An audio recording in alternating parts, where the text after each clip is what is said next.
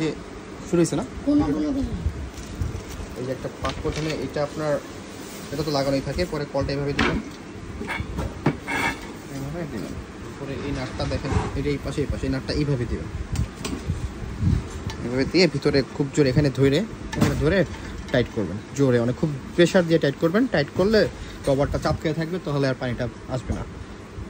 দেখেন আমরা করলাম, ধরে টাইট করবেন, এই কলটা এখানে ধরে টাইট করবেন। কলটা সোজা হলো, পানি দিবেন,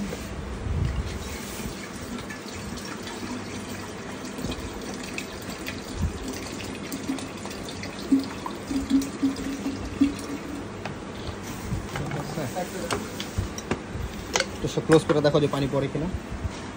জোরে টাইট দিলে পানিটা আর পড়বে না, ঠিক আছে? এরপরে আপনার এইভাবে কলটা ছাড়লেই পানি পড়বে, পানি পড়ে না দেখেন।